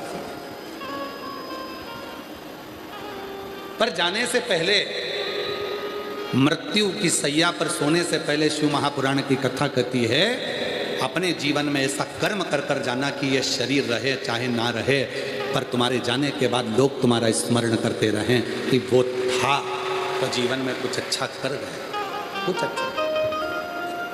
संत तुकाराम जी, संत ज्ञानेश्वर जी, संत नामदेव जी, मुक्ताबाई, मीरा, कर्मा, ध्रुव, प्रहलाद, रामकृष्ण परमहंस जी, स्वामी विवेकानंद जी, श्री चैतन्य महाप्रभु जी, श्रीमद् वल्लभाचार्य जी, श्री रामानुजाचार्य जी, श्री निम्बार्काचार्य जी, भारत की भूमि के ऐसे ऐसे संत हुए हैं, भारत की भूमि के ऐसे ऐसे संत हुए हैं जिन्होंने केवल धर्म का प्रचार किया, भगवान की भक्ति का प्रचार किया। और आज भले वो हमारे बीच में ना हो, पर उनकी दी हुई भक्ति, उनके दिए हुए उपदेश आज भी हमारे जीवन को कृतार्थ करते चले जाते हैं और सबका उद्धार करते चले जाते हैं। भले ना हो, संसार सागर में से सबको जाना है, सबके प्राण छूटेंगे, सब जाएंगे, पर निवेदन है जाने से पहले कुछ ऐसा कर्म कर कर चलो कि अपने जीवन की सार्थकता सिद्ध हो,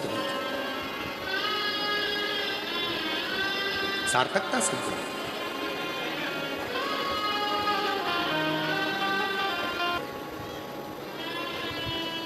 धन्यवाद देते रहो उसको, तूने कृपा करी है, तू करुणा करना, तू दया करना, तेरी कृपा बना। और कृपा की ना होती जो आदत तुम्हारी, तो सुनी रहती अदालत तुम्हारी।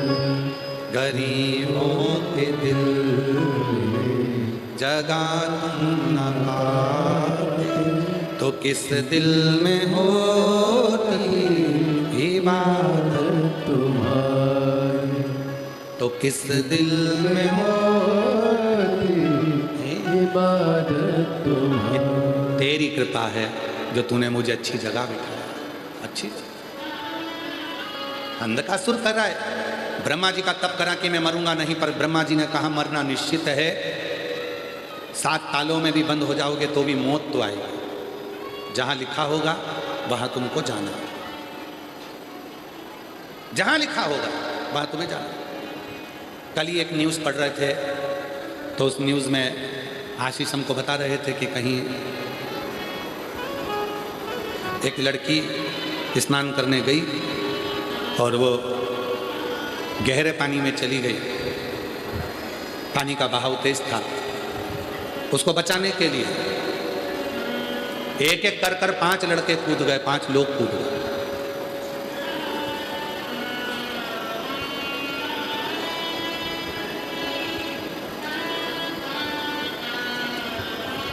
लड़की तो बच गई,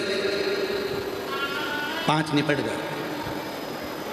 लड़की बच गई, वो 5 जो थे बचाने के लिए जो गए थे, वो लोग, वो बच्चे, वो बुजुर्ग उसी जल में बहकर चले। 5 के प्राण छूटे, 5 समाप्त हो। कल आशीष पूछ रहे थे ये कैसी लीला है गुरुजी। हमने कहा ये सब समय का फेर होता है, जिसका जहां लिखा हुआ होता है जिस लड़की को बचाने के लिए कूदे थे वो 5 वो पानी में बह गए और वो लड़की सेफ निकल कर आ गई, अच्छी निकल कर। जहाँ लिखा है जिसका वहाँ पहुँचना, लिखा हो। कहाँ लिखी है मृत्यु, वहाँ तक तुमको लेकर जाएगा। कहाँ लिखा है तुम्हारा जन्म, वहाँ तुमको लेकर जाएगा। जन्म, मरण, मरण मतलब मौत, और परण, परण मतलब विवाह। जन्म, मरण, परण, ये 3 मेरे महादेव के हाथ में है, मेरे शिव के हाथ। जन्म भी शिव के हाथ में, मृत्यु भी शिव के हाथ में, और विवाह भी शिव के हाथ में। डॉक्टर ने कहा 15 दिन में डिलीवरी हो जाएगी, 15 दिन में जापा हो जाएगा। मालूम पड़े दर्द उड़ गया तो 2 दिन पहले ही हो गया। डॉक्टर ने कहा था इतनी तारीख तक बच्चा हो जाएगा, जांच के लिए गए तो कभी और 8 दिन आगे जाएगा। जन्म, हाथ देखकर, पत्रिका देखकर ज्योतिषाचार्यों ने कहा था वाह वाह वाह वाह, खूब जिएगा, खूब लंबी उम्र है। ज्योतिषाचार्य बोले थे खूब लंबी उम्र है, एक्सीडेंट हुआ, निपट गया, मर गया। और किसी ने कहा था बहुत छोटी सी उम्र है, बहुत छोटी सी उम्र, इसके साथ ऐसा होगा, दुर्घटना होगी, मर जाएगा। 75 साल का हो गया, 80 साल का हो गया, नहीं गया। मरण शिव के हाथ, परण, विवाह। कितने लड़कों के फोटो आए थे मेरी जीजियों तुम्हारे लिए, और जितने मेरे जीजा बैठे हैं उनसे भी पूछो कितनी लड़कियों के फोटो आए। कोई ने कहा मामा जी बोले इस लड़की से कर लो, काका जी बोले उस लड़की से कर लो, कोई बोला उस लड़की से कर लो, कोई बोला उस लड़के से कर लो। तुम सब के लिए कम से कम 2-4 जगह के रिश्ते आए, अलग अलग लड़के आए, तुम सब के लिए अलग अलग लड़की आई, अलग अलग लड़की के रिश्ते आए, पर तुम्हारी किस्मत में यही लिखी थी वही मिली है। तुम्हारी किस्मत में जो लिखा था वही मिला, वही शांति तुम्हारी किस्मत में वही मिला, कोई दूसरा। जन्म, मरण, परण, 3 शिव के हाथ में, कोई दूसरा नहीं पलट सकता। मार्कंडेय बाबा की जब उम्र कम थी तो उनके पिताजी ने कह दिया लगा शिव जी की आराधना, वही उम्र बढ़ा सकते हैं। विवाह नहीं हो रहा अच्छी जगह, लगा शिव की आराधना। बच्चा नहीं हो रहा, लगा शिव की आराधना, लगा। कई माताएं बैठी हैं जिनके पत्र हम नहीं पढ़ पाए, क्योंकि कथा भी रहती है तो पत्र इतने पढ़ नहीं पाते। कई माताएं बैठी हैं जिनको 14 साल में, 7 साल में, 5 साल में, 4 साल में, 3 साल में, 8 साल में, 10 साल में, 12 साल में भगवान ने बच्चे दिए। कई ऐसी बैठी हैं जिनके घर में पुत्र नहीं था, बाबा ने पुत्र दिया। और कई माताएं अपने अपने बच्चों को लेकर आई भी हैं, ऐसा नहीं है कि नहीं आई हैं। अगर आई हो तो हम तो उनसे निवेदन करेंगे कि आप भले अपने स्थान पर खड़े हो जाओ, क्योंकि इतने सारों को तो हम यहाँ नहीं बुला पाएंगे क्योंकि समय का रहता है। तो अगर लाए हैं और पत्र भी आपके आए और हम नहीं पढ़ पाए हों तो हम करवद्ध निवेदन करें, वहीं से आप बाबा को प्रणाम करें। वही दिया बाबा ने कई।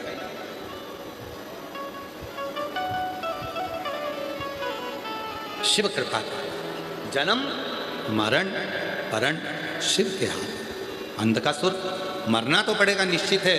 ब्रह्मा जी ने कह दिया कि मृत्यु आएगी, तो अंधकासुर ने कह दिया अगर मौत ही आना है तो मुझे वर दे दो, जिस दिन मैं अपनी माँ को गलत दृष्टि से देखूंगा उसी दिन मेरे प्राण छूटे। क्योंकि अंधकासुर के हिरण्याक्ष ने अंधकासुर को कह दिया था कि तेरी कोई माँ नहीं है, तेरी कोई माता नहीं है।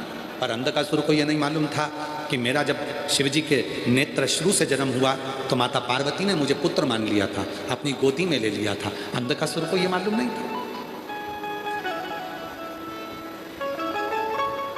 जिस दिन मैं अपनी माता को गलत दृष्टि से देखूंगा बस उसी दिन मेरे प्राण छूटे। तथास्तु, वर दे, तथास्तु।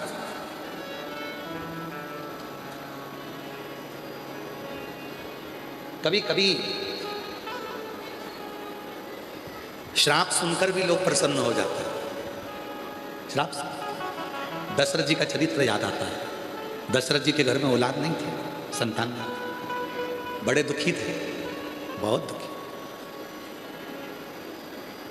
वन में गए थे, हिरण पानी आप पीने के लिए आया था और उन्होंने आखेट करने के लिए बाण छोड़ दिया था। किसको लग गया था वो? श्रवण कुमार। श्रवण के माता पिता के पास में वो जल लेकर गए थे। और माता पिता ने श्राप दे दिया था, दशरथ हम अपने पुत्र के वियोग में प्राणों को त्याग रहे हैं, तुम्हें भी अपने पुत्र के वियोग में प्राणों को त्यागना पड़ेगा। दशरथ जी रो भी रहे थे और खुश हो भी रहे थे। रो इसलिए रहे थे कि श्राप लग गया, और खुश इसलिए हो रहे थे 60 साल की उम्र हो गई, बच्चे नहीं थे। ये कहकर जा रहे हैं कि पुत्र के वियोग में रोना पड़ेगा, मतलब मेरे घर औलाद जरूर होगी, मतलब मेरे घर में संतान जरूर होगी। ये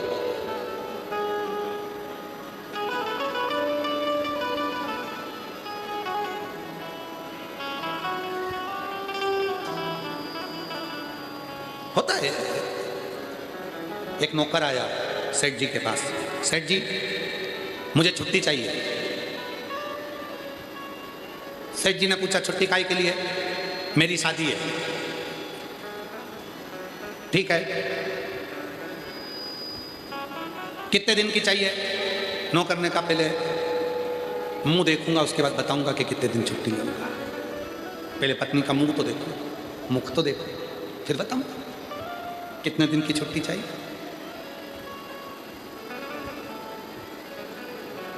केवल ये एक प्रसंग नहीं है कि मुख देखूंगा तब बताऊंगा छुट्टी कितने दिन की चाहिए। मेरा शिव भी ऐसा ही दयालु है, अनायास करुणा करता है। कहते हैं जब हम शिव के मंदिर में एक लोटा जल चढ़ाने के लिए जाते हैं, अपना मुख शंकर के सामने जाता है तो शंकर उसी समय पर करुणा करना प्रारंभ कर देते हैं। कृपा एक बिंदु में शिव समाहित है, उस बिंदु को तुम किसी भी रूप में देख लो, वही बिंदु सिंधु है, सिंधु ही बिंदु है, एक समाहित।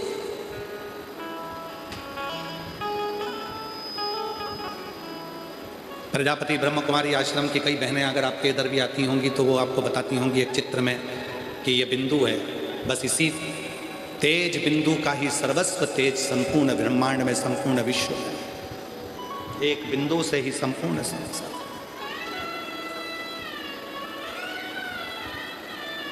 वीर शिवलिंगाय संप्रदाय में गुरु आपको बताते हैं कि यह शिवलिंग यही एक बिंदु है, यही शिव है, संपूर्ण ब्रह्मांड इसी है, संपूर्ण।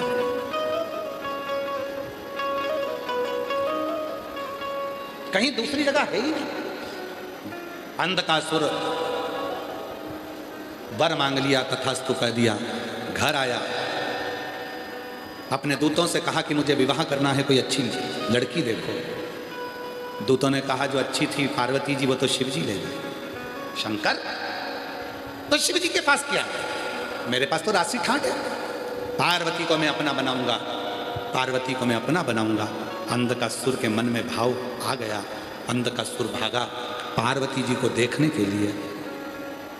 देवऋषि नारद ने उनको समझाया। नारद जी बोले अंधकासुर तुझे श्राप मिला है, तूने वर मांगा है कि मेरे प्राण छूटेंगे तब जब मैं अपनी माता को गलत दृष्टि से देख लूंगा, तू समझता नहीं है पार्वती तेरी माँ है। अंधकासुर कहता है मैं नहीं जानता कि पार्वती मेरी माँ है, मैंने। और आखिरी में अंधकासुर ने जो पार्वती माता को गलत दृष्टि से देखा, तब तो भगवान शंकर ने काल भैरव प्रकट कर कर अंधकासुर के प्राणों को हर लिया। इतना उपद्रव मचा था, एक बत्रासुर के समय पर, एक अंधकासुर के समय पर, एक तारकासुर के समय पर, सारी ब्रह्मांड, सारी पृथ्वी, सारी सृष्टि डोलने लगी थी, सारी पृथ्वी डोलने लगी थी। अंधकासुर के समय पर भी, तारकासुर के समय पर भी, बत्रासुर के समय पर भी। देवासुर संग्राम हुआ था, सारे देवताओं का खजाना खाली हो गया था। जब 2-3 राष्ट्र आपस में झगड़ते हैं तो उसका असर केवल 2 राष्ट्र पर नहीं पड़ता, पूरे विश्व पर पड़ता है। और आज संपूर्ण भारत, क्या पूरी दुनिया देख रही है, जब 2 देश आपस में लड़ रहे हैं तो उसका असर भारत में क्या सारे देशों पर होता है। खजाने खाली हो गए। जब देवासुर संग्राम हुआ सारे खजाने खाली, सब खजाने खाली। इंद्र की सत्ता का वैभव चले गया, गरुण वरुण देवता सबके खजाने खाली हो गए। युद्ध हो कैसे, धनी नहीं है, कुबेर के पास गए तो कुबेर के खजाने खाली हो गए। लक्ष्मी जी के पास गए तो नारायण ने कहा लक्ष्मी के पास कुछ भी नहीं। लक्ष्मी ने कहा मेरे पास कुछ भी नहीं, सब खाली हो गए, क्योंकि ये देवासुर संग्राम में सब नष्ट हो गए, सब नष्ट। अब करे तो करे क्या? इस देवासुर संग्राम में सब नष्ट हो गया। लक्ष्मी जी के पास भी लक्ष्मी नहीं बची, कुबेर के पास में वैभव नहीं बचा। फिर आखिरी में कुबेर लक्ष्मी जी के पास गए, लक्ष्मी और कुबेर भगवान ब्रह्मा के पास गए। ब्रह्मा विष्णु जी के पास आए और भगवान विष्णु ने कहा जब संसार के लोगों के पास कुछ नहीं होता, देवताओं के पास कुछ नहीं होता, तब देने वाला केवल एक ही होता है, वो केवल देव अधिदेव महादेव होता है। चलो अपन सब उसके पास चले। शिव महापुराण की कथा कहती है सब दूर से हताश हो जाए, कुछ भी ना रहे, तब लक्ष्मी, तब कुबेर, तब देवता, तब मनुष्य, गंधर्व, अप्सरा, किन्नर, नाग सब शिव की शरण में चले जाते हैं। देवासुर संग्राम में सब समाप्त हो गया। तब लक्ष्मी जी भगवान शंकर को पुकारने लगी, भोलेनाथ भोलेनाथ, हे शिव हे शंकर हे करुणा सागर। कुबेर कहने लगे कुछ भी नहीं बचा नाथ, सब देवासुर संग्राम में चले गया। इंद्र पुकार रहे थे, कुछ नहीं बचा नाथ, सब कुछ चले गया, सब कुछ समाप्त हो गया। अब आप ही हो जो लक्ष्मी को लक्ष्मी दे सकते हो, कुबेर को भंडार दे सकते हो, केवल आपके सिवा कोई नहीं है।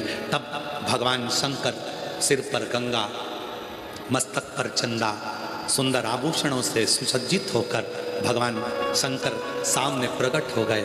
एक हाथ से लक्ष्मी को लक्ष्मी देने लगे, दूसरे हाथ से कुबेर को लक्ष्मी देने लगे और अपने दो हाथ से आशीर्वाद देने लगे। उन्हीं का नाम कुबेरेश्वर महादेव हो गया। उन्हीं का नाम कुबेरेश्वर महादेव हो गया। उन्हीं को कहते हैं कुबेर भंडारी, कुबेरेश्वर महादेव। जो कुबेर के पास भी जब खजाना खत्म हो गया, लक्ष्मी के पास भी जब खजाना खत्म हो गया, तब वो कुबेर भंडारी अपने हाथों से लुटाना प्रारंभ कर दिया और इतना दिया कि सारा वैभव वापिस वैसा की वैसा ही हो गया। वैसा सारा खजाना, उसी को कुबेरेश्वर महादेव कहते हैं। दुनिया के लोग कहते हैं गुरुजी आप कहते हैं कुबेरेश्वर महादेव, कुबेरेश्वर महादेव का मतलब क्या? जब लक्ष्मी का भी खजाना खत्म हो जाता है, कुबेर का भी खजाना खत्म हो जाता है, तब देवाधिदेव महादेव की शरण में जाते हैं। और शंकर हमेशा अपने दो हाथों के दर्शन देते हैं, पर जब मेरे भोलेनाथ लुटाने का समय आता है, देने का समय आता है, तो अपने चार हाथ कर लेते हैं और वो कुबेरेश्वर बाबा बैठते नहीं है, खड़े होकर लक्ष्मी और कुबेर को वैभव देते हैं। तो दो हाथ से दर्शन करने वालों के भी भंडार भर देते हैं। वो कुबेरेश्वर, वो कुबेरेश्वर सुसज्जित वैभव।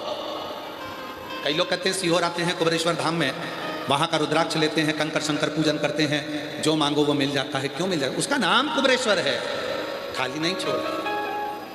सारे तीर्थ भले एक बार जाना मना नहीं, पर कुबेरेश्वर धाम पर तो बाबा से कहना कि हर 3 महीने में बुलाते रहना, ऐसी कृपा कर दो।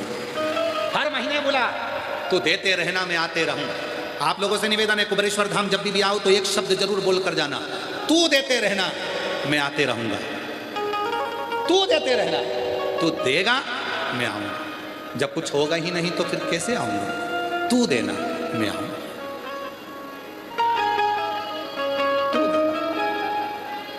महाराज अंधकासुर के प्राणों को हर लिया काल भैरव ने, और जैसे ही प्राण हरे पार्वती मैया प्रसन्न चित्त हुई। भले पुत्र था पर गलत विचार रखे, इसलिए प्राण हरना भी जरूरी था।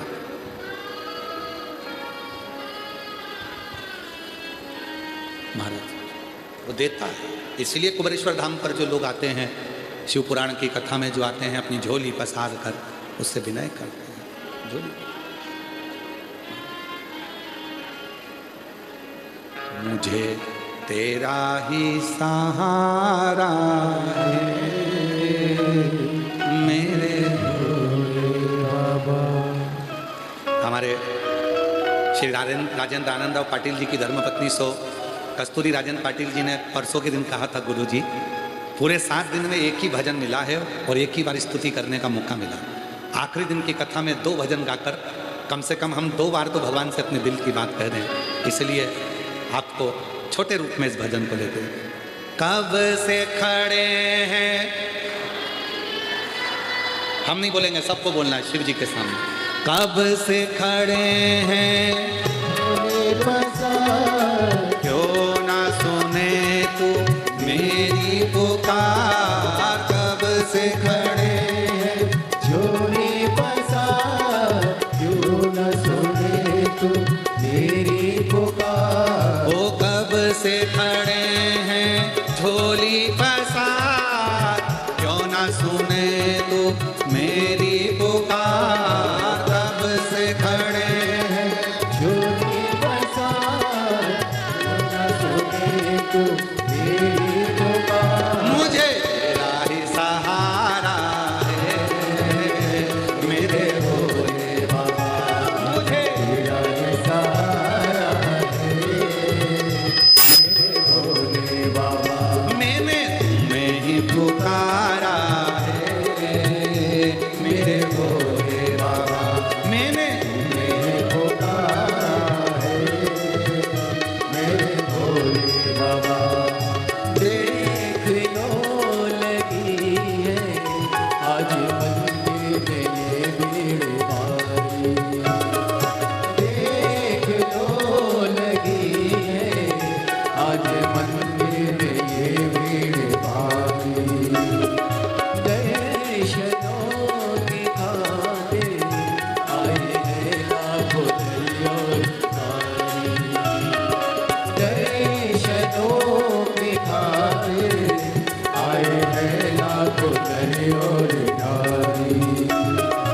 आ जाओ त्रिपुरारी, आ जाए भोले बाबा जाए पुकारा है मेरे भक्तों ने पुकारा है मेरे भोले बाबा।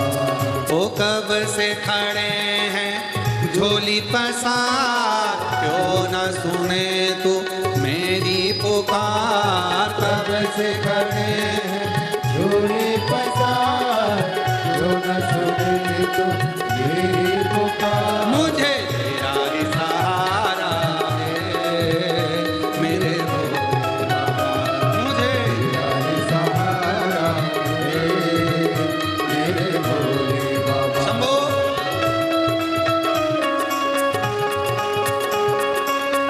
दोनों हाथों से बड़े प्रेम से।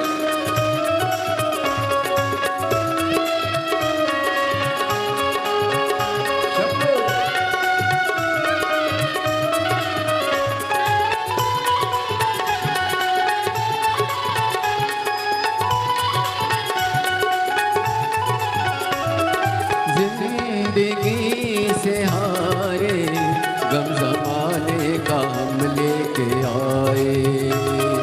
जिंदगी से हारे गम जमाने का हम लेके आए। तू पांडुरंगा भगवान की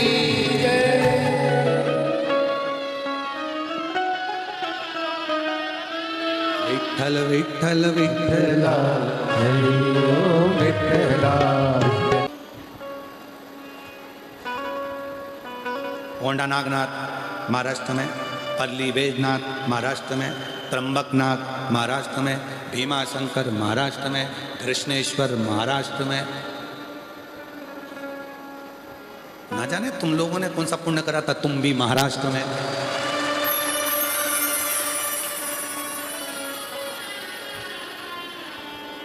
और छत्रपति वीर शिवाजी महाराज महाराष्ट्र में, और केवल महाराष्ट्र में नहीं, छत्रपति वीर शिवाजी महाराज पूरे भारत देश में,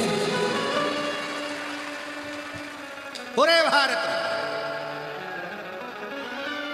और उन्हीं का नारा था जय भवानी, जय भवानी। और ललकारते थे हार हार, जो ललकार कर कर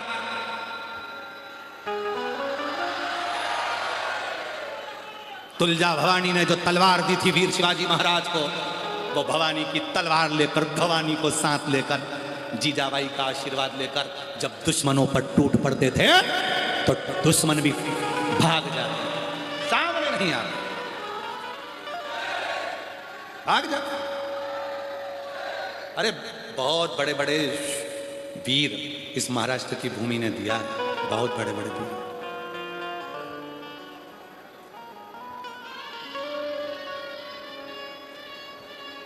बहुत अहिल्याबाई इसी महाराष्ट्र की, इसी महाराष्ट्र की अहिल्या।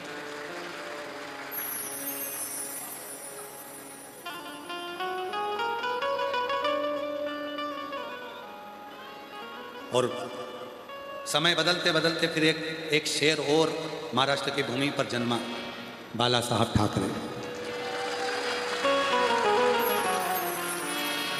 बड़ा भारी शेर, महाराष्ट्र की भूमि पर ऐसा शेर जन्मा था, जब जब सनातनियों पर, हिंदू पर उंगली उठती थी तो वो भी पूरी मुंबई को हिलाकर, पूरे देश को हिलाकर रख देता। वो बाला साहेब ठाकरे। जय महाराष्ट्र। वो बाला साहेब ठाकरे। दिया है महाराष्ट्र ने, वीरों को दिया है महाराष्ट्र ने, वीरों को दिया है। ऐसा है हमारा महाराष्ट्र। संत तुकाराम जी को दिया है महाराष्ट्र ने, संत ज्ञानेश्वर को दिया है महाराष्ट्र ने, नामदेव जी को दिया है महाराष्ट्र ने, मुक्ताबाई को, तुकाराम जी को, सबको दिया महाराष्ट्र ने। इसीलिए पूरी दुनिया में भारत की भूमि पर केवल एक ही मंदिर है कि भगवान विष्णु के सिर पर शिवलिंग है, वो हरि विठ्ठल पांडुरंग। पूरे विश्व में केवल एक मंदिर है हरि विठ्ठल पांडुरंगा का। दुनिया ने तो जमीन पर शिवलिंग को रखा, मेरे हरि विठ्ठल ने अपने मस्तक पर रखा, और अपने मस्तक पर रखा। और आज भी जब पंढरीनाथ की बारी लेकर आप लोग जाते हो, भले हरि विठ्ठल कहते हो, पर सबसे ज्यादा खुश तो मेरे शंकर होते हैं कि मेरे नारायण के लिए, मेरे नारायण। और मैं वारकरी संप्रदाय के सभी संतों को, वारकरी संप्रदाय के सभी संत महात्माओं को प्रणाम करता हूँ, कीर्तनकारों को, जिन्होंने इस बारी को आज भी बरकरार रखा, इस बारी को बरकरार रखा। और आषाढ़ी एकादशी पर तैयारी करो, हर घर से बारी में जाओ और पंढरीनाथ का दर्शन कर अपने जीवन को धन्य बनाओ। यही भाव 12 ज्योतिर्लिंग की कथा पूर्ण होती है। चंचुला देवी का पति बिंदु प्रेत योनि से मुक्त होता है। भगवान ईश्वर गोरा शिव पार्वती जी वर देते हैं कुमरुका जी। कलिकाल में, कलयुग में जो शिव महापुराण की कथा को हृदय से पंडाल में बैठकर या भाव से जहां मौका लगे वहां बैठकर श्रवण करेगा, जो मांगेगा शिव कहते हैं वो कथा से घर जाएगा, उसके घर तक मैं भी पीछे पीछे जाकर उसका भंडार भर दूंगा, कल्याण कर दूंगा। शिव वचन दे दिए। ऐसी पवित्र शिव महापुराण की कथा यहाँ विराम की ओर जाए। मैं पुनः श्री राजेंद्र आनंदराव पाटिल साहब को, लोग कहते हैं महाराज कथा कराने के लिए धन चाहिए, पर आनंदराव पाटिल साहब, राजेंद्र आनंदराव पाटिल साहब, मैं आपको धन्यवाद देता हूँ। आपने दिखा दिया कि कथा कराने के लिए मन चाहिए, मन चाहिए। आपकी धर्मपत्नी सो कस्तूरी राजेंद्र पाटिल कई बार बोल चुकी थी मुझे सीहोर वाला बाबा की कथा कराना, सीहोर वाला बाबा की कथा कराना। राजेंद्र आनंदराव पाटिल साहब और भाभी जी दोनों ऊपर आओ, दोनों ऊपर। इनकी धर्मपत्नी हमेशा कहती थी मुझे कथा कराना है बाबा की। पाटिल साहब कहते थे इतना नहीं है, पंडाल की व्यवस्था बड़ी है, साउंड की व्यवस्था है, इतने लोगों का भोजन भंडारा है, कैसे व्यवस्था हो, कैसे व्यवस्था। पाटिल साहब ने टेंट वाले को मुंबई बुलाया, मुंबई बुलाकर कहा भैया मेरे पास में इतना तो नहीं है कि मैं इतनी विशाल कथा करा सकूं। टेंट वाले ने कहा पाटिल साहब आप कथा करवाओ, जो बाबा करेगा वो स्वीकार होगा। कल हमको राजेंद्र पाटिल साहब बता रहे थे, भोजन वाले को बुलाया, बनाने वाले को कहा कि भैया इतनी विशाल कथा है, हमारा छोटा सा गांव है, हमको लगता है इस छोटे से गांव में इतने लोग कथा सुनने तो नहीं आ पाएंगे, क्योंकि उनको गांव नहीं मिलेगा तब तक कथा ही पूरी हो जाएगी। छोटा सा गांव है दूधनाथ, यहाँ लोग पहुँचेंगे तब तक तो कथा ही पूरी हो जाएगी, कौन आ पाएगा। आप भोजन बनाओ, भोजन बनाने वाले ने कहा पाटिल साहब आप तैयारी करो, हम भोजन बनाएंगे, जो होगा देखा जाए। महाराज, लोगों ने कथा को इतना बदनाम कर रखा है, इतना करोड़ लगेगा, उतना करोड़ लगेगा, इतना करोड़ देना पड़ेगा, उतना करोड़ देना पड़ेगा। दुनिया के लोगों ने खुद के कमाने के लिए धंधा बना लिया था कथा को और बदनाम करने की चेष्टा करी थी। उनके मुख पर हमारे राजेंद्र पाटिल साहब ने एक सामने दिखावा, ये दिखाया कि ये कथा है जिस कथा का ना दूधनाल में, ना उमरगा में, ना धाराशिव में, ना पूरे कहीं जिले में 1 रुपये का चंदा नहीं हुआ। कहीं जाकर किसी के आगे चंदा नहीं करा गया, कहीं जाकर कहा नहीं गया। ये कथा जिसका सहयोग मिला, दिल से जो आगे आ गया, जिसने प्रेम से आगे आकर कह दिया हम भोजन, हम अन्न, हम ये, हम वो, पूरे गांव और पूरा तहसील और पूरा जिला आज पाटिल साहब के साथ कदम से कदम मिलाकर खड़ा हो गया। और ये कथा, मेरे भाभी जी आपको भी धन्यवाद देता हूँ। ये आपकी मेहनत, आपकी प्रबलता जो इस कथा को इस छोटे से गांव तक लेकर आई। मेरी जीजियों, इस बहन से सीखना, अगर मन में विश्वास है ना तो महादेव ये 700 लोगों के गांव में भी 7 लाख लोगों को लेकर आ सकता है। विश्वास रखना। मैं पुनः एक माला दो, दोनों क्यों माला दो, ये दोनों एक दूसरे को देंगे। लो।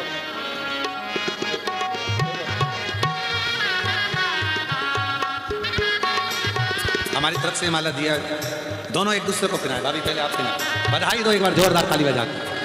साधु ऐसे यजमान जिन्होंने लोगों को, जो पूरा दुनिया देख रही है और लोग कहते हैं इतना इकट्ठा करा, इतना इकट्ठा करा, वहां से करोड़ों लोगों को अपनी जेब भरना है। और ये पाटिल साहब हैं जिन्होंने जेब नहीं भरना है, लोगों को खिलाना है और कथा कराना है और दुनिया को सुनाना है। ये दिया। दुनिया में कई लोग हैं जो केवल शिव पुराण को बदनाम करने के लिए लगे हुए हैं। इतना लगेगा, करोड़ों रुपए लगेगा, करोड़ों रुपए लगेगा। दिल बड़ा रखिए। मेरा बाबा कथा करने के लिए आता है और कथा कर कर जाता है। वो कोई दूसरा नहीं होता, वो शिव ही होता है, कोई दूसरा। पुनः साथ जोरदार करतल ध्वनि, बहुत जोरदार। महाराष्ट्र की इस पवित्र धरा से ये पवित्र कथा आज विराम ले रही है। पुनः पुनः सभी शिव भक्तों को नमन करते हुए कथा मंडप में विराजमान क्षेत्र के विधायक महोदय को भी साधुवाद करता हूँ, संतों को नमन करता हूँ, आए हुए अतिथिगण जो भी आए हुए हैं उनको भी नमन करता हूँ। और आप सभी शिव भक्तों के हृदय में विराजमान शिव जी को नमन करते हुए 5 बार श्री शिवाय नमस्तुभ्यम बोलेंगे, मन से बाबा को नमन करेंगे, फिर कथा को विराम की ओर लेंगे। अगली कथा 9 जून से 15 जून उत्तर प्रदेश की धरा से बलिया, फुलवलिया से श्रवण करेंगे 1 बजे से 4 बजे तक। अधिक मास की तीसरी कथा 9 जून से प्रारंभ होगी 15 जून तक। 13 जून को पार्थिव शिवलिंग का अभिषेक है। शाम को 7 बजे अपने अपने घर पर मिट्टी का शिवलिंग बनाना। 7 बजे आप और हम टीवी पर ऑनलाइन आएंगे और पूरा विश्व, अपनी अड़ोसन पड़ोसन पूरा विश्व 11 चावल के दाने, अधिक मास की जो शिवरात्रि है, और दूध में मिली हुई शक्कर या गुड़ शिव जी को जरूर चढ़ाएंगे, जिससे घर में से बीमारी चली जाए।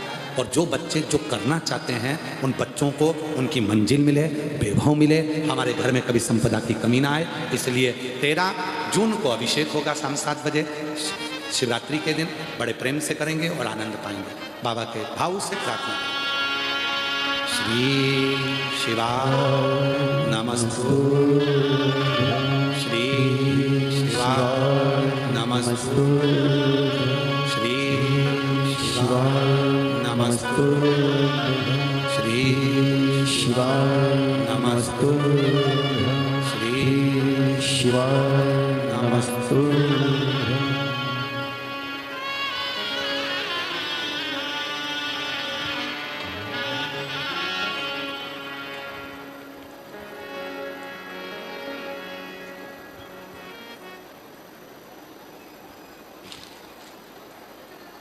हर हर महादेव। ये पवित्र